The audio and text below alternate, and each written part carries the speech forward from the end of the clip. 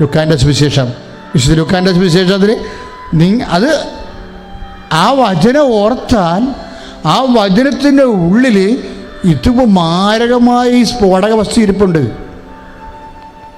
അതായത് നിങ്ങൾ അളക്കുന്ന അളവ് കോല് കൊണ്ട് തന്നെ നിങ്ങൾക്കും അളന്ന് കിട്ടും. പണിയായില്ലേ? ഇത് വെരി സീരിയസ് തിങ്. അതുകൊണ്ട് നിങ്ങൾ ദൈവത്തോട് പ്രാർത്ഥിക്കണം, ദൈവമേ എൻ്റെ ഫസ്റ്റ് റെസ്പോൺസ് എപ്പോഴും അങ്ങയുടെ തിരുസന്നിധിയിൽ ശരണപ്പെടുന്നതായിരിക്കണമേ. മക്കളൊന്ന് പ്രാർത്ഥിച്ച അച്ഛൻ്റെ കൂടെ. കർത്താവായ ദൈവമേ, എൻ്റെ ജീവിതത്തില് എന്ത് സംഭവിച്ചാലും എൻ്റെ ആദ്യ പ്രതികരണത്തില് കർത്താവേ നിന്നോടുള്ള ശരണപ്പെടൽ ഉണ്ടാകണമേ. Praise the Lord. ഇത് ആൾക്കാർ ഇതുപോലെ തന്നെയാണ് കേട്ടോ. ഇപ്പം നിങ്ങൾക്ക് ഒരു റാങ്ക് കിട്ടി, അല്ലെങ്കിൽ നിങ്ങൾ MOH പാസ്സായി, അപ്പോഴേ നിങ്ങൾ ഉടനെ വിളിക്കും, കൂട്ടുകാരത്തിനെ വിളിക്കും. കാര്യം കൂട്ടുകാരത്തിയാണ് ഇന്നലെ മിനിയൊക്കെ ചോദിച്ചത്, റിസൾട്ട് വന്നാടി എന്ന്. അപ്പം നമ്മൾ ഓർക്കണത് ആദ്യം നമ്മൾ കൂട്ടുകാരത്തെ വിളിച്ചിട്ട് പറയും, റിസൾട്ട് വന്നേട്ടാ ഞാൻ പാസ്സായി കേട്ടാന്ന് പറയും. പോയി വിക്കറ്റ് വീണ്, തീർന്ന്, പരിപാടി തീർന്ന്, നിൻ്റെ കാര്യത്തിൽ തീരുമാനമായി. എന്താ കാര്യം? അവിടെ ദൈവം നിൻ്റെ കൂട്ടുകാരത്തിയാണ്. പല അണ്ണന്മാർക്കും പ്രശ്നം വരുന്നത് ഇവിടെയാണ്. നിങ്ങളുടെ ഉള്ളുകളിലെയും കള്ളത്തരവും എല്ലാം ദൈവത്തിനറിയാം. അത് കഴിഞ്ഞ് ചിലപ്പോൾ വൈകുന്നേരമായിരിക്കും, അയ്യോ കുറേ പ്രാർത്ഥിച്ചതാണല്ല, ദൈവത്തിന് നന്ദി പറഞ്ഞല്ല എന്നാ പറഞ്ഞേക്കുക. അപ്പോഴെന്താ? വളിച്ച് നിങ്ങളുടെ പല പ്രാർത്ഥന വളിച്ച പ്രാർത്ഥനകളാണ്, തണുത്ത പ്രതികരണങ്ങളാണ്. ഇനിയെങ്കിലും ഇതിൻ്റെ എന്താ ഇങ്ങനെ വരണമെന്നറിയാവോ? Nobody to remind you. അതാണ് പ്രശ്നം. Nobody to remind you. ഇങ്ങനെ ഒരു എക്സ്പെൻസ്, ഒരു പോസിറ്റീവ് ഓർ നെഗറ്റീവ് ഒരു എക്സ്പീരിയൻസ് വന്നാൽ അതാണ് ആദ്യം എന്താ ചെയ്യേണ്ടതെന്ന്. Nobody to remind you. നിങ്ങളോട് ആരും പറയാനില്ല. അപ്പം നിങ്ങൾ ചോദിക്കും, ആരാ പറയേണ്ടത്? അപ്പനോ അമ്മയോ? അപ്പനും അമ്മയൊന്നും അല്ല, അപ്പനും അമ്മയൊക്കെ കുറച്ച് മരിച്ചു പോകും. ആരാ പറയേണ്ടത്? ദ ഹോളി സ്പിരിറ്റ്, പരിശുദ്ധാത്മാവ്. പരിശുദ്ധാത്മാവാണ് പറഞ്ഞു തരേണ്ടത്.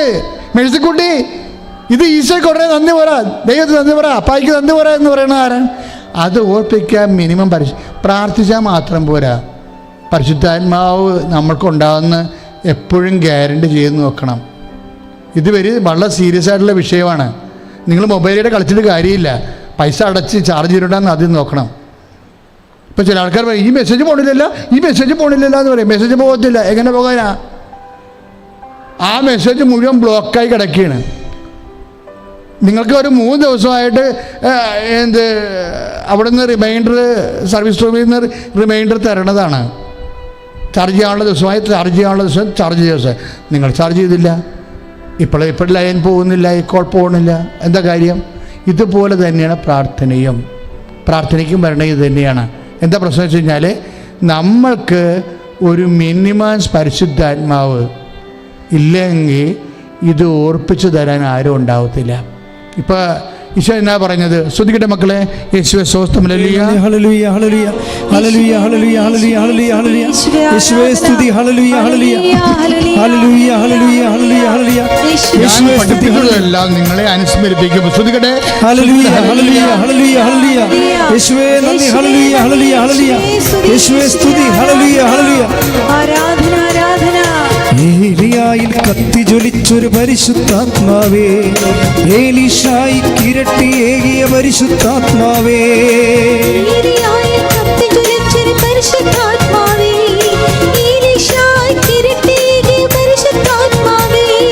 ദാനിയേലിന് ശക്തി പകർന്നൊരു പരിശുദ്ധാത്മാവേ, എന്റെ ഉള്ളിൽ നിറഞ്ഞു കവിയോ പരിശുദ്ധാത്മാവേ, പരിശുദ്ധാത്മാവേ, പരിശുദ്ധാത്മാവേ, പരിശുദ്ധാത്മാവേ, വരദാനത്തിൻ അഭിഷേകം കൊണ്ടെന്നെ നിറയ്ക്കണമേ. പരിശുദ്ധാത്മാവേ, പരിശുദ്ധാത്മാവേ, ലോകത്തിന്മേൽ വിജയം നേടാൻ ധീരതയേകണമേ. പരിശുദ്ധ പരമദിവ്യകാരുണ്യത്തിന് നേരവും ആരാധനയും സ്തുതിയും പുകഴ്ചയും ഉണ്ടായിരിക്കട്ടെ. ഇപ്പോഴേ അതുകൊണ്ടാണ് ഈശോ വചനം പറഞ്ഞത്. ഏത് വചനമാണ്? യോഹന്നാൻ 14 26 എന്നാ വചനം? നിങ്ങളുടെ കൂടെ ആയിരിക്കുമ്പോൾ തന്നെ ഇത് ഞാൻ നിങ്ങളോട് പറഞ്ഞിരുന്നു. അതാണ് ഇത് ഈശോയുടെ രീതിയിലെ പ്രധാനപ്പെട്ട കാര്യങ്ങളെല്ലാം നേരത്തെ പറഞ്ഞിട്ടുണ്ടെന്ന് ഉറപ്പ് വരുത്തുകയാണ്. എന്താണ്? 14:25 യോഹന്നാൻ്റെ സുവിശേഷം, നിങ്ങളുടെ കൂടെ ആയിരുന്നപ്പോൾ തന്നെ ഇത് ഞാൻ നിങ്ങളോട് പറഞ്ഞിരിക്കുന്നു. എന്താ പറഞ്ഞിരിക്കുന്നത്?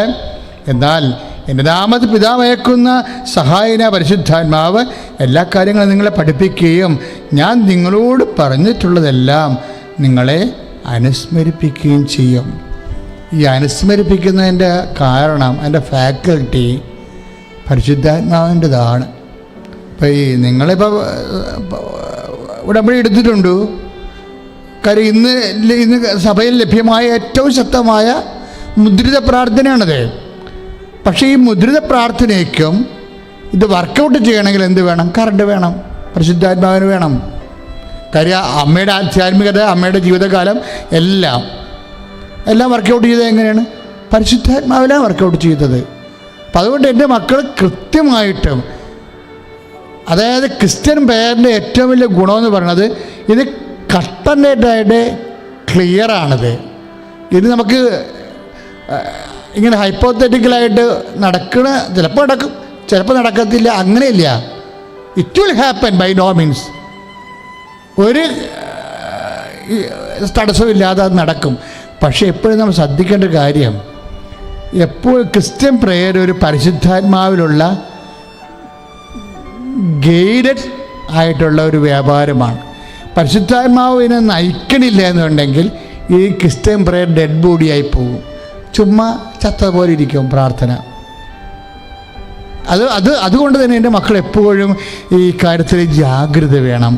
പരിശുദ്ധാത്മാവിനെ എപ്പോഴും ഒന്ന് പ്രാർത്ഥിച്ചേ, അച്ഛനോട് ചേർന്ന്. കർത്താവായ ദൈവമേ, പ്രാർത്ഥിക്കുവാനും അതുപോലെ തന്നെ എന്താണ് പ്രാർത്ഥിക്കേണ്ടതെന്ന് അനുസ്മരിപ്പിക്കുന്ന പരിശുദ്ധാത്മാവിനാൽ എന്നെ എന്റെ ബോധമണ്ഡലങ്ങളെ അഭിഷേകം ചെയ്യണമേ. Hallelujah, hallelujah, hallelujah, hallelujah. യേശുവേ നന്ദി. Hallelujah, hallelujah, hallelujah. ആത്മാവേ, പരിശുദ്ധാത്മാവേ, ഞങ്ങളെ അഭിഷേകം ചെയ്യണമേ. Hallelujah, hallelujah. പരിശുദ്ധാത്മാവേ, പരിശുദ്ധാത്മാവേ, വരദാനത്തിൻ അഭിഷേകം കൊണ്ട് എന്നെ നിറയ്ക്കണമേ.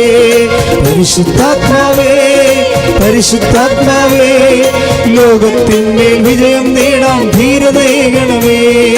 ജലപ്പരപ്പിൽ ചലിച്ചു നിന്നൊരു പരിശുദ്ധാത്മാവേ, ജനകോടികളിൽ ജ്വലിച്ചു നിന്നൊരു പരിശുദ്ധാത്മാവേ, ജലപ്പരപ്പിൽ ചലിച്ചു നിന്നൊരു പരിശുദ്ധാത്മാവേ, ജനകോടികളിൽ ജ്വലിച്ചു നിന്നൊരു പരിശുദ്ധാത്മാവേ. പരിശുദ്ധാത്മാവേ, പരിശുദ്ധാത്മാവേ, വരദാനത്തിൻ അഭിഷേകം കൊണ്ട് എന്നെ നിറയ്ക്കണമേ. പരിശുദ്ധാത്മാവേ, പരിശുദ്ധാത്മാവേ, ലോകത്തിന്മേൽ വിജയം നേടാൻ ധീരതയേകണമേ. നമ്മൾ ഇപ്പം എടുത്ത വചനമില്ലേ, ഇപ്പോൾ കർത്താവ് തന്ന വചനമാണ് നമുക്ക് ഈ സ്റ്റാൻഡിൽ. അതിന് മുകളിലൊരു വചനമുണ്ട്, അതായത് യോഹന്നാൻ 14:24. എന്താ വചനം എന്നറിയാവോ? അതായത് 23 തൊട്ട് നമുക്ക് വായിക്കാം. യേശു പ്രതിവചിച്ചു. ഏറ്റു പറഞ്ഞ മക്കളെ, എന്നെ സ്നേഹിക്കുന്നവൻ എൻ്റെ വചനം പാലിക്കും. ശ്രദ്ധിച്ചേക്കണേ, കർത്താവിൻ്റെ വചനമാണ്. അവർ ബോധം ഉണ്ടാണ്. ഒന്നിന് പറഞ്ഞ് യേശു പ്രതിവചിച്ചു, എന്നെ സ്നേഹിക്കുന്നവൻ എൻ്റെ വചനം പാലിക്കും. വചനപാലനം കർത്താവിനോട് സ്നേഹമായിട്ടുള്ള വിഷയമാണ്. കർത്താവിൻ്റെ നമുക്ക് കർത്താവിനോടുള്ള സ്നേഹത്തിൻ്റെ ഭാഗമായിട്ടാണ് നമ്മുടെ വചനം പാലിക്കുന്നത്. അത് മറന്നു പോകരുത്. അപ്പോൾ എൻ്റെ പിതാവ് അവനെ സ്നേഹിക്കുകയും, പറഞ്ഞേ, അപ്പോൾ എൻ്റെ പിതാവിനെ സ്നേഹിക്കുകയും ഞങ്ങൾ അവന്റെ അടുത്ത് വന്ന് അവനിൽ വാസമുറപ്പിക്കുകയും ചെയ്യും. വചനം പാലിക്കുന്നതനുസരിച്ച്, നമ്മൾ വചനം പാലിക്കുന്നതനുസരിച്ച്, നമ്മൾ ദൈവത്തെ സ്നേഹിക്കുന്നതനുസരിച്ചാണ് നമ്മൾ വചനം പാലിക്കേണ്ടത്. പക്ഷെ എന്നാ സംഭവിക്കാതെ കാരണം ദൈവം നമ്മൾ സാന്നിധ്യം നൽകും. ഇപ്പം നിങ്ങൾ ചോദിച്ചു, അച്ഛാ, ഇപ്പം ഞാൻ നിങ്ങളോട് പറഞ്ഞില്ലേ, ലോ വോൾട്ടേജ് അല്ല, പരിശുദ്ധാത്മാവ് ഉണ്ടെങ്കിൽ മാത്രമേ നമുക്ക് 14:26 അനുസരിച്ച് കൊണ്ട് അനുസ്മരണം കിട്ടത്തുള്ളൂ, എന്ത് ചെയ്യണം എന്ന് കിട്ടത്തുള്ളൂ. അതിനെന്ത് ചെയ്യണം? ദൈവം നമ്മളിൽ വന്ന് വസിക്കണം. ദൈവം നമ്മൾ വന്ന് വസിക്കണമെങ്കിൽ എന്ത് ചെയ്യണം? ഒന്ന്, കർത്താവിനെ സ്നേഹിക്കണം. അതാണ് 14:23. അതിൻ്റെ കൂടെയുള്ള എന്താണ്? കർത്താവിനെ സ്നേഹിക്കുന്നവർ തന്നെ എന്താ ചെയ്യണത്? കർത്താവിൻ്റെ വചനം പാലിക്കും. അപ്പോൾ എന്ത് സംഭവിക്കും? അപ്പോൾ ഞങ്ങൾ വന്ന്, ആരൊക്കെയാണ്? പിതാവ്, പുത്രൻ, പരിശുദ്ധാത്മാവ്. ഇങ്ങനെയാണ് പരിശുദ്ധാത്മാവിനെ കൊണ്ടുവരണത്. പരിശുദ്ധാത്മാവ് ഞങ്ങൾ വന്ന് നിങ്ങളിൽ വസിക്കും. അതല്ലേ പറഞ്ഞ, അവനിൽ വാസം ഉറപ്പിക്കുകയും ചെയ്യും. എന്നെ സ്നേഹിക്കാത്തവനോ, 14:24 യോഹന്നാന്റെ സുവിശേഷം, എന്നെ സ്നേഹിക്കാത്തവനോ എൻ്റെ വചനങ്ങൾ പാലിക്കുന്നില്ല. ഇതിന് വേറെ ഒരു ഭയങ്കര രസകരമായ അവസ്ഥ ഉണ്ട്. അതായത് ഇതൊരു അച്ചാണി വചനമാണ്. അതായത് നിങ്ങൾ ശ്രവിക്കുന്ന ഈ വചനം എൻ്റേതല്ല, എന്നെ അയച്ച പിതാവിൻ്റെതാണ്. ഇതെന്ത് സംഭവം അറിയോ? ഇപ്പം നമ്മൾ ഇപ്പോൾ 14:23 അനുസരിച്ചുകൊണ്ട് കർത്താവിനെ, ദൈവത്തെ സ്നേഹിക്കുന്നു. അപ്പോൾ ദൈവത്തെ സ്നേഹിക്കുന്നതിൻ്റെ ഭാഗമായിട്ട് നമ്മൾ കർത്താവിൻ്റെ വചനം പാലിക്കുന്നു. അപ്പോൾ ദൈവത്തെ സ്നേഹിക്കുകയും വചനം പാലിക്കുകയും എന്ന് പറഞ്ഞ മക്കളെ, ദൈവത്തെ സ്നേഹിക്കുകയും വചനം പാലിക്കുകയും അതുവഴി എൻ്റെ ആത്മാവിൽ ദൈവ സാന്നിധ്യത്തിന്റെ അഭിഷേകം ഉണ്ടാകുവാൻ എന്നെ അനുഗ്രഹിക്കണമേ. ശ്രുതിക്കട്ടെ, hallelujah, hallelujah, hallelujah, hallelujah, hallelujah, യേശുവേ നന്ദി, hallelujah, hallelujah, hallelujah, hallelujah, hallelujah, hallelujah, hallelujah, hallelujah. അഗ്നി അഭിഷേകമേ, അഗ്നി അഭിഷേകമേ, കാറ്റായി വീശണമേ, കാറ്റായി വീശണമേ. ഓ അഗ്നി അഭിഷേകമേ, ഓ അഗ്നി അഭിഷേകമേ, കാറ്റായി വീശണമേ, കാറ്റായി വീശണമേ. പരിശുദ്ധ പരമദിവ്യകാരുണ്യത്തിന് എന്നേരവും ആരാധനയും സ്തുതിയും പുകഴ്ചയും ഉണ്ടായിരിക്കട്ടെ. ഇതൊരു ഗ്യാരണ്ടി ആയിട്ടുള്ളൊരു വിഷയമാണ്. ഇപ്പം നമ്മൾ ജീവിതത്തിൽ, ഇപ്പം ഈശോൻ്റെ ജീവിതത്തിലുണ്ടായിരുന്ന എന്താണ്? ഒറ്റക്കൊടുക്കലുണ്ടായിരുന്നു, അല്ലേ? സങ്കടകരമായ സംഭവമല്ലേ ഒറ്റക്കൊടുക്കൽ? അത് ആ ഒറ്റക്കൊടുക്കാതിരുന്നവൻ്റെ തൊലിക്കെട്ടി ഭയങ്കരമാണ്. കർത്താവ് ഇവരെക്കുറിച്ച് പറഞ്ഞത് എന്നാണെന്ന് അറിയാമോ? മർക്കോസിൻ്റെ സുവിശേഷം 14:21 എന്താ പറയുക? ഇവൻ ജനിക്കാതിരുന്നെങ്കിൽ കൊള്ളാം. കാര്യം അത്രയ്ക്ക് തൊലിക്കെട്ടിയ കാര്യം. കർത്താവിനെ ഒറ്റക്കൊടുക്കാൻ ഇരിക്കണവൻ മേശയിൽ തന്നെ ആദ്യത്താഴത്തിന് ഇരിക്കണേ. അപ്പോൾ ഒരു ചളിപ്പുമില്ല. അതായത് ടോട്ടലി ചേഞ്ച് ആ മനുഷ്യൻ്റെ മൈൻഡ്. അതായത് ഇരിക്കണത് അങ്ങനെ ഒരു മൈൻഡുള്ള ആൾക്കാർ ഇന്ന് വരെ ജീവിച്ച് കാണത്തില്ല. ഇപ്പോൾ ബ്രൂട്ടസ് തന്നെയാണ് സീസറിനെ കൊന്നതും, അതുപോലെ തന്നെ ഇന്ദിരാഗാന്ധിയെ കൊന്നു. അങ്ങനെ കുറേ അധികം ആൾക്കാർ അവരുമായിട്ട് ബന്ധപ്പെട്ട് നടന്ന ആൾക്കാരെ കൊന്നിട്ടുണ്ടെങ്കിലും ഈ കൊല്ലണ മുമ്പ് ഇരുന്ന് ഊണ് കഴിക്കണം, ഭക്ഷണം കഴിക്കണം എന്ന് പറയുന്നത് കാട്ടി മനുഷ്യരാശിക്ക് ഇന്ന് വരെ ചിന്തിക്കാൻ കഴിഞ്ഞിട്ടില്ല, നാളെ ചിന്തിക്കാനും പറ്റത്തില്ല. അതുകൊണ്ടാണ് ഈശോ പറഞ്ഞത് അങ്ങനെയുള്ള മനുഷ്യനായിട്ട് പോലും ജനിച്ചിട്ട് കാര്യമില്ലെന്ന്. അത്രയും ദുഷ്ടതയായി. അപ്പം അങ്ങനെയുള്ള ഒരു അവസ്ഥ, അങ്ങനെയുള്ള അവസ്ഥയാണ്, അങ്ങനെയുള്ള തിന്മ, അത്രയും വലിയ ദ്രോഹം തൻ്റെ മേശപ്പുറത്ത് ആണ് കൈവച്ചിരിക്കണമെങ്കിലും കർത്താവ് പറയുന്നൊരു വാക്കുണ്ട്. അത് ഏതായാലും നമ്മൾ ഈ പറഞ്ഞ വാക്കുമായിട്ട് ബന്ധമുള്ളതാണ്. കർത്താവ് പറഞ്ഞത് this is a situation, this drastic.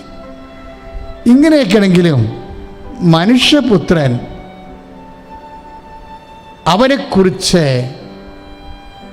എഴുതപ്പെട്ടിരിക്കുന്ന പോലെ കടന്നു പോകും.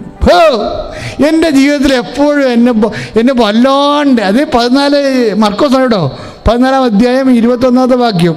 ഇത്രയും വലിയ വെടിക്കുറ്റിയുടെ മുകളിലാണ് ഇരിക്കുന്നത്. അത്രയും ഭയങ്കരമായ ഭീകരമായ വഞ്ചനയുടെ നടക്കുന്നിട്ട് പറയും, I will go according to the what is written. എങ്ങനെയാണ്, എന്താണ് എന്നെക്കുറിച്ച് വചനത്തിൽ എഴുതിയിരിക്കുന്നത്, അതുപോലെ ഞാൻ കടന്നു പോകും. ദൈവത്തിലെ യേശു അങ്ങനെയാണ് കടന്നു പോയിട്ടുണ്ടെങ്കിൽ പിന്നെ നമുക്കെന്താ ഓപ്ഷനുള്ളത്? ഒരു ഓപ്ഷനുമില്ല. അതുതന്നെ ഓപ്ഷൻ. കർത്താവ് പറഞ്ഞത് എന്താണ്? അതായത് മനുഷ്യപുത്രൻ തന്നെക്കുറിച്ച് എഴുതപ്പെട്ടിരിക്കുന്ന പോലെ കടന്നു പോകും. ഇപ്പം നമ്മളെല്ലാവരും കടന്നു പോകേണ്ടത് എങ്ങനെയാണ്? അതാണ് വിഷയം. ഓരോ വ്യക്തിയും ഒരു പെസഹായിൽ കൂടെ കടന്നു പോകേണ്ടി വരും, അല്ലേ? ഓരോരോ സമയത്ത് ഒരു ചെങ്കടൽ നീന്തേണ്ടി വരും നമുക്ക്.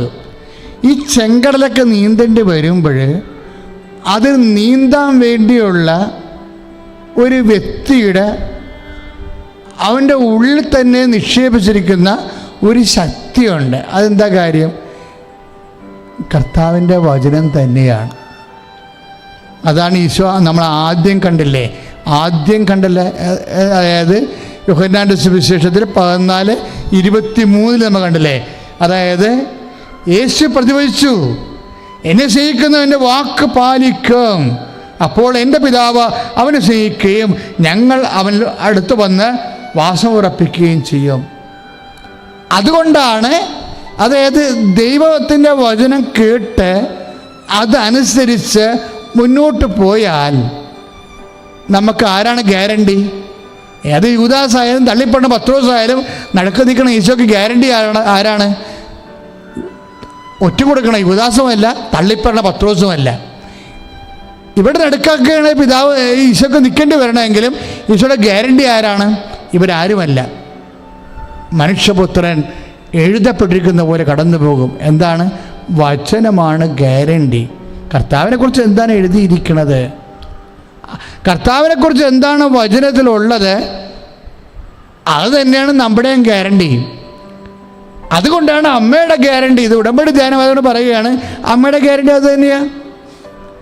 ആരാണ് എൻ്റെ അമ്മയെന്ന് ചോദിക്കുമ്പോൾ, ഇപ്പം ഈശോനെ കാണാൻ വേണ്ടി അതുപോലെ തന്നെ അമ്മ കാത്തു നിൽക്കുന്നില്ലേ? അപ്പോൾ ആൾക്കാർ വന്ന് ഈശോനോട് പറയണില്ലേ? 8:21 നമ്മൾ വായിക്കുന്നുണ്ടല്ലോ, വിശുദ്ധ ലുക്കായുടെ സുവിശേഷം. ഈശോനെ കാണാൻ വേണ്ടി ആൾക്കാർ കാത്തു നിൽക്കുന്നു. എന്താ? അപ്പോൾ ചെറുക്ക് മനസ്സിലായി അത് അമ്മയാണെന്ന് മനസ്സിലായിട്ട്, ആ അമ്മയാണല്ലോ എന്ന് പറഞ്ഞുകൊണ്ട്, ആൾക്കാരല്ലല്ലോ എന്ന് പറഞ്ഞിട്ട് വന്ന് ഈശോ റിപ്പോർട്ട് ചെയ്യുമ്പോൾ ഈശോ കൂളായിട്ട് പറയും, ഈ അമ്മയെ ഇൻട്രൊഡ്യൂസ് ചെയ്യുന്ന എന്ത് രസമാണ്. ആരാണ് എൻ്റെ അമ്മ? ദൈവവചനം കേൾക്കുകയും അതനുസരിച്ച് ജീവിക്കുകയും ചെയ്യുന്നയാളാണ് എൻ്റെ അമ്മ. ഇനി നമ്മൾ എപ്പോഴും വായിക്കുന്ന വചനമാണ് ലുക്ക 11:27 അല്ലെങ്കിൽ 28. എന്താ വചനം? 11. അതായത് നിന്നെ പാലൂട്ടിയ പയോധരങ്ങൾ ഭാഗ്യമുള്ളതെന്ന് പറയുമ്പോൾ ഉടനെ ഈശോ പറയും, എൻ്റെ അമ്മയെക്കുറിച്ചാണ് പറഞ്ഞതെന്ന് ഈശോക്ക് മനസ്സിലാകുമ്പോൾ അപ്പോഴും ഈശോ പറയും, ആരാണ് എൻ്റെ അമ്മയെന്ന് അറിയാമോ? ദൈവവചനം കേൾക്കുകയും അതനുസരിച്ച് ജീവിക്കുകയും. ഞാനിപ്പോൾ ഇത് കോട്ട് ചെയ്യാൻ കാര്യം എന്താണെന്നറിയാവോ? ഈ വചനവും നമ്മൾ അതായത് ലൂക്ക 8:27 അത് 8:21 11:28 ഒക്കെ ആയിട്ട് നമ്മളിപ്പോൾ കർത്താവ് വെളിപ്പെടുത്തിയ വചനമില്ല. എന്താണ്? മനുഷ്യപുത്രൻ എഴുതപ്പെട്ടിരിക്കുന്ന പോലെ കടന്നു പോകും. 14:24 നമ്മൾ വായിച്ചത്. 14:21 അതായത് എന്നെ സ്നേഹിക്കുന്ന, എന്നാൽ മനുഷ്യപുത്രൻ എഴുതപ്പെട്ടിരിക്കുന്ന പോലെ കടന്നു പോകും. മർക്കോസിൻ്റെ സുവിശേഷത്തിലെ 14:21 അതിനല്ലേ അമ്മയെക്കുറിച്ച് പറയണത്. അമ്മയും പിന്നെ ജീവിച്ച ജീവിതം എന്താണ്? അമ്മയും എഴുതപ്പെട്ടിരിക്കുന്ന പോലെ കടന്നുപോയ ആളാണ്.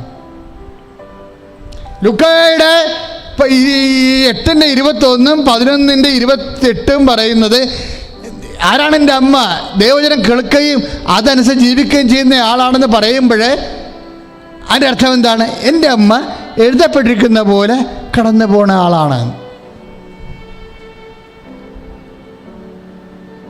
അതുകൊണ്ടാണ് വേവലാതിയുടെ സമയം വരുമ്പോൾ ഈശോയും പറയും, എന്നെ ഒറ്റ കൊടുക്കാതിരിക്കണവൻ്റെ കൈകൾ എൻ്റെ മേശപ്പുറത്ത് തന്നെ ഉണ്ട്. 22-21 വിശുലൂക്കായുടെ സുവിശേഷമില്ലേ? വിശുലൂക്കായുടെ സുവിശേഷം 22-21 എന്നെ ഒറ്റ കൊടുക്കാതിരിക്കുന്നവൻ്റെ കൈകൾ എൻ്റെ മേശപ്പുറത്ത് തന്നെ ഉണ്ട്.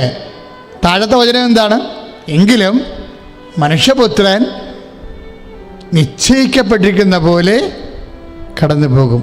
അതുതന്നെയാണ് ഈ മർക്കോസിൻ്റെ സുവിശേഷത്തിൻ്റെ 14:21 എഴുതപ്പെട്ടിരിക്കുന്ന പോലെ. ദൈവമേ, എൻ്റെയും നിങ്ങളുടെയും നിശ്ചയം എന്താണ്? നമ്മൾ വിധിയിലല്ല വിശ്വസിക്കുന്നത്. നമ്മൾ വിശ്വസിക്കുന്നത് എന്താണ്? വചനത്തിലാണ്. വചനമാണ് നമ്മുടെ വിധി. ശ്രുതികട്ടെ ഹല്ലേലൂയ. യേശുവേ സ്തോത്രം. ഹല്ലേലൂയ. യേശുവേ ഹല്ലേലൂയ ഹല്ലേലൂയ ഹല്ലേലൂയ. യേശുവേ സ്തുതി. Hallelujah hallelujah hallelujah hallelujah hallelujah hallelujah hallelujah hallelujah hallelujah. യേശുവേ നന്ദി. Hallelujah hallelujah hallelujah. ഹല്ലേലൂയ ജയം. ഹല്ലേലൂയ യേശു കർത്താവ് ജീവിക്കുന്നു. ഹല്ലേലൂയ ജയം. ഹല്ലേലൂയ യേശു കർത്താവ് ജീവിക്കുന്നു. യേശു കർത്താവ് ജീവിക്കുന്നു. യേശുവേ ആരാധന ആരാധന ആരാധന ആരാധന. Hallelujah hallelujah hallelujah hallelujah hallelujah. യേശുവേ മഹത്വം മഹത്വം മഹത്വം മഹത്വം കർത്താവേ. Hallelujah hallelujah hallelujah hallelujah. യേശുവേ നന്ദി നന്ദി നന്ദി. Hallelujah hallelujah hallelujah hallelujah hallelujah. യേശുവേ സ്തുതി. Hallelujah hallelujah. അതായത് ഈശോ ഓരോ വിഷയങ്ങളെ സമീപിക്കുന്ന രീതിയാണ് നമ്മൾ ജീവിത പ്രശ്നങ്ങളിൽ കൈവരിക്കേണ്ട ക്രിസ്തീയ നിലപാട്. ഈശോ ഓരോ പ്രശ്നങ്ങളിൽ സമീപിക്കുന്ന രീതിയാണ് ജീവിത പ്രശ്നങ്ങളിൽ നമ്മൾ കൈവരിക്കേണ്ട ക്രിസ്തീയ നിലപാട്. ഞാൻ എന്തെങ്കിലും പറയണമെന്ന് അറിയാമോ? ഇപ്പോൾ സുവിശേഷം ലൂക്കായുടെ സുവിശേഷം 22 യുദാസിൻ്റെ വിശ്വാസ വഞ്ചനയെ കുറിച്ച് പറയുമ്പോഴെന്താ പറയണത്?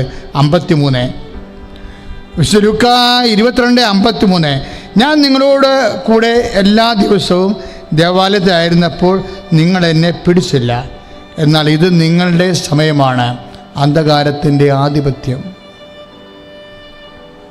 ഇതുപോലെ ഈ സമയം നമുക്കും ഉണ്ടാകും. ഇതുപോലെ സമയം നമുക്കും ഉണ്ടാവും. ഇത് കണ്ടില്ലേ? അതായത് ഞാൻ ലൂക്ക 22:53 ഞാൻ നിങ്ങളോട് കൂടെ ആയിരുന്നപ്പോൾ നിങ്ങൾ എന്നെ പിടിച്ചില്ല. അതായത് നമ്മൾ അകപ്പെടേണ്ട വലിയ സമയങ്ങളുണ്ടാവും അപകടത്തിൻ്റെ. ചിലപ്പോൾ ആ സമയത്ത് നമ്മൾ രക്ഷപ്പെടും. പക്ഷെ ചില സമയത്ത് ദൈവം നമ്മളെ പരീക്ഷിക്കാൻ വേണ്ടി വിടും. അപ്പോൾ നിങ്ങൾ ചോദിക്കുക, എന്തിനാ അങ്ങനെ പരീക്ഷിക്കണമെന്ന്? പരീക്ഷിക്കണേ എന്തിനാ? പരീക്ഷ എന്തിനാ? സിമ്പിളല്ലേ? പരീക്ഷ എന്തിനാ? ഇപ്പോൾ 6ാം ക്ലാസ്സിലെ വിദ്യാർത്ഥിക്ക് പരീക്ഷ എന്തിനാണ്? അത് 7ാം ക്ലാസ്സിലേക്ക് പറഞ്ഞു വിടാൻ വേണ്ടിയാ. പരപ്രശ്നം സിമ്പിളാണ്. പരീക്ഷ എന്തിനുള്ളതാണ്? അപ്ഗ്രഡേഷന് വേണ്ടിയുള്ളതാണ്, അല്ല ചവിട്ടി താത്താനുള്ളതല്ല. അപ്പോൾ ചില സമയത്ത് ദൈവം നമ്മളെ പരീക്ഷയ്ക്ക് വിടും. അതുകൊണ്ടാണ് എഴുതിയിരിക്കുന്നത്, ഇത് നിങ്ങളുടെ സമയമാണ്, അന്ധകാരത്തിൻ്റെ ആധിപത്യം. എത്ര വചനം? 53 22 ലൂക്ക 22:53. ചില സമയം നമ്മുടെ ജീവിതത്തിലും ഇതുപോലെ ദൈവം പോലും മാറി നിൽക്കുന്ന, ഇപ്പം എൻ്റെ ജീവിതത്തിൽ ഉണ്ടായിട്ടുണ്ടായിരുന്നു, ഞാൻ നിങ്ങളോട് പറയണതാണ്. അപ്പോൾ എനിക്ക് പെട്ടെന്ന് മനസ്സിലാവും ഈ സാധനം. അതായത് ചില സമയത്ത് ദൈവം പോലും ഇങ്ങനെ മാറി നിൽക്കും. അപ്പോഴും നമ്മൾ ഒരിക്കലും ഈ ക്ലച്ച് പോയ വണ്ടി പോലെയുള്ള അവസ്ഥയാണ്. അതായത് ബ്രേക്കും കിട്ടത്തില്ല. അങ്ങനെയൊക്കെ വരുമ്പോൾ നമ്മൾ എന്തു ചെയ്യും? ബ്രേക്ക് നമ്മൾ ചവിട്ടിട്ട് കിട്ടാത്ത സമയത്ത് നമ്മൾ എന്തു ചെയ്യും? ഇതുപോലെ ജീവിതത്തിൻ്റെ ചില സമയത്ത് അന്ധകാരത്തിൻ്റെ സമയം വരും. ഞാൻ നിങ്ങളോട് കാര്യം പറയട്ടെ, ഇനി എങ്ങാനും ഇപ്പം ദൈവം പോലും കേൾക്കണില്ല, എൻ്റെ പ്രാർത്ഥനയ്ക്ക് ഉത്തരമില്ല എന്ന് നമ്മുടെ ജീവിതത്തിൽ ഒരിക്കലെങ്കിലും നിനക്ക് അനുഭവപ്പെട്ടിട്ടില്ല എങ്കിൽ നീ വിശ്വാസം ജീവിച്ച ആളല്ല ശരിക്കും. ഇപ്പം ചില സൈക്കോളജിസ്റ്റ് പറയത്തില്ലേ, ആത്മഹത്യയെക്കുറിച്ച് പ്രാവശ്യം പോലും ചിന്തിക്കാത്തവൻ ജീവിതം ജീവിച്ചവനില്ലെന്നും. ഞാൻ ആ അർത്ഥത്തിൽ പറയുകയല്ല, പക്ഷേ ഇത് മസ്റ്റായിട്ട് നമ്മൾ കടന്നു പോകേണ്ട, ഒരു വിശ്വാസി മസ്റ്റായിട്ട് കടന്നു പോകേണ്ട ഒരു ഡാർക്ക്നെസ്സിൻ്റെ ടൈമാണ്. അതാണ് ഈശോ പറയണത്. എന്താണ്? ഈ ലുക്ക 22:53, ഇത് നിങ്ങളുടെ സമയമാണ്, തിന്മയുടെ സമയം. എന്താണ്? അന്ധകാരത്തിൻ്റെ ആധിപത്യം. എൻ്റെ മക്കളെ, ഇത് കണ്ടില്ലേ? അത് ഈ ഇങ്ങനെ ഒരു സമയം വരുമ്പോഴും കർത്താവ് പറയുന്നൊരു വാക്കെന്താണ്? ഇരുട്ടിൻ്റെ കാലമാണ്, പക്ഷേ ഞാൻ നിന്നൊന്നും കളയത്തില്ല, ഇരുട്ട് കണ്ട് പേടിച്ച് നിൽക്കത്തൊന്നുമില്ല, ഞാൻ കടന്നു പോകും. ഈ വചനത്തിൻ്റെ കൂടെയല്ല, ഇത് നിങ്ങളുടെ സമയമാണ്, അന്ധകാരത്തിൻ്റെ ആധിപത്യം. ചിലപ്പോൾ രോഗമാകാം, ചിലപ്പോൾ കോവിഡ് നിനക്ക് വീണ്ടും രണ്ടാമത് വന്നെന്ന് വിചാരിച്ചോ? ഇപ്പോൾ ചില ആൾക്കാർ പറയും കോവിഡൊക്കെ വന്നു കഴിഞ്ഞാൽ പിന്നെയും ചില ശ്വാസകോശങ്ങൾക്കൊക്കെ ചില പാടുകളൊക്കെ വരുമെന്ന്. എൻ്റെ മക്കളെ, അതായത് നീ ഒരു വിശ്വാസിയാണെങ്കിൽ കർത്താവ് നിനക്ക് ആന്തരികമായ അഭിഷേകം തരും. അതിൻ്റെ പാട് പോലും കാണാത്ത രീതിയിൽ നീ ഇത് വിശ്വസിച്ച് സ്തുതിച്ചുകൊണ്ടിരിക്കണം. അല്ല, നീ പേടിച്ചുകൊണ്ടല്ലേ ഇരിക്കേണ്ടത്, വിശ്വസിച്ച് സ്തുതിച്ചുകൊണ്ടിരിക്കണം. പക്ഷെ ഇപ്പം നമ്മൾ കൃപാസനത്തിൽ ഗൂഗിൾ മീറ്റിലൊക്കെ ചില ആൾക്കാർ സാക്ഷ്യം പറഞ്ഞത് എന്താണ്? അച്ഛാ, അതിൻ്റെ പാടുപോലും കാണാനില്ല എന്ന് പറയും. എന്താ കാര്യം? ദൈവം അത് ഏറ്റെടുത്തു കഴിഞ്ഞാൽ അതിൻ്റെ പാടുപോലും കാണത്തില്ല. മക്കളെ, പിന്നെ ഈ എപ്പോഴും ഇങ്ങനെ വിശ്വാസം അപ്ഗ്രേഡ് ചെയ്യാൻ നോക്കണം. എന്താ പ്രശ്നം എന്ന് പറയുക? ഞാൻ ഇങ്ങനെ പറയാൻ കാര്യം എന്ന് അറിയാമോ? ഇപ്പം നിങ്ങൾക്ക് 55 വയസ്സുണ്ടാവും, പക്ഷേ 55 വയസ്സുള്ള ആൾക്കാരൊക്കെ, ഞാൻ 55, 60, 80 വയസ്സുള്ള ആൾക്കാരെ വരെ ഞാൻ കൗൺസിൽ ചെയ്തിട്ടുണ്ട്. അപ്പോൾ എനിക്ക് മനസ്സിലായിട്ടുള്ളൊരു ദുരന്തം എന്താണെന്നറിയാമോ? അതായത് 55 വയസ്സുണ്ട്, ഈ കക്ഷിക്ക് പണ്ട് ആദ്യ കുർബാന കൈക്കളപ്പാടിന് കിട്ടിയ ആ വിശ്വാസം മാത്രമേ ഇപ്പോഴും ഉള്ളൂ. അതിന് അപ്ഗ്രഡേഷൻ ഒന്നും നടന്നിട്ടില്ല. ഈ മേഖലയിൽ അപ്ഗ്രഡേഷൻ നടന്നിട്ടില്ല. ഇങ്ങനെ ദുരന്ത ക്രിസ്ത്യാനി കുറേ ഉണ്ട്. അതായത് പണ്ട് പഠിക്കണ കാലത്ത് വിശ്വാസം, അമ്മ ഒരു വിശ്വാസം തന്നിട്ടുണ്ട്, അപ്പനൊരു വിശ്വാസം തന്നിട്ടുണ്ട്, വേദപാഠ ക്ലാസ്സിൽ നിന്നൊരു വിശ്വാസം കിട്ടിയിട്ടുണ്ട്. ആ ഒരു വിശ്വാസം ഒരു 8 പോയിൻ്റ് ആണെങ്കിൽ 80ാമത്തെ വയസ്സിലും ഈ 8 പോയിൻ്റോട് ജീവിക്കണ ദുരന്ത ക്രിസ്ത്യാനിയുണ്ട്. 8 പോയിൻ്റ്. അതിൻ്റെ അപ്പുറത്ത് വിശ്വാസം അപ്ഗ്രേഡ് ചെയ്തിട്ടില്ല. കാര്യം എന്ന് പറഞ്ഞാൽ വിശ്വാസം എന്താണ് അപ്ഗ്രേഡ് ചെയ്യാത്തതെന്ന് ചോദിച്ചു കഴിഞ്ഞാൽ ഇവർ പരീക്ഷ എഴുതാതെ അപ്ഗ്രേഡ് ചെയ്യാൻ പറ്റത്തില്ലല്ലോ. ഇപ്പോൾ ഏത് ക്ലാസ്സായാലും പരീക്ഷ ഉണ്ടാവുമല്ലോ. ഇവർ പരീക്ഷയുടെ സമയം ഒന്നെങ്കിൽ കോപ്പി അടിച്ച് കാണും. കോപ്പി അടിച്ച് കഴിഞ്ഞാൽ നമ്മുടെ മാർക്ക് പുസ്തകത്തിലെ ഗൗരവമൊന്നുമല്ലാതെ നമുക്ക് നമ്മുടെ വിജ്ഞാനം നമുക്ക് വർദ്ധിക്കത്തില്ലല്ലോ. അത് വലിയ പ്രശ്നമാണ്. ഒന്നെങ്കിൽ ഇവരുടെ പ്രശ്നങ്ങൾ വേറെ ആരെങ്കിലും കൊണ്ട് കൈകാര്യം ചെയ്യിക്കും. ഇവരുടെ പ്രശ്നങ്ങളെ വേറെ ആൾക്കാരെ കൊണ്ട് കൈകാര്യം ചെയ്യിക്കും. അത് വലിയ ഒരു സ്വന്തരമാണ്. കാര്യം ചെയ്യാൻ പറ്റും. ഇപ്പം നിൻ്റെ അമ്മയെ, അപ്പനെ, പെങ്ങളെ, ആങ്ങളെ ആരൊക്കെയാണെങ്കിലും നിൻ്റെ ജീവിത പ്രശ്നം അവർക്ക് ഏറ്റെടുക്കാം. നിൻ്റെ ജീവിത പ്രശ്നം അവർക്ക് ഏറ്റെടുക്കാം. പക്ഷേ നീ അത് ഏറ്റെടുക്കണില്ല എന്നുണ്ടെങ്കിൽ ദൈവത്തിന് നിന്നെ പ്രവർത്തിക്കാനുള്ള വാതിൽ അടച്ചിരിക്കും. അവരധ്യായം ഇവിടെ വളരുകയും ചെയ്യും, നീ പഴയ 0 പോയിൻ്റ് ഇരിക്കുകയും ചെയ്യും.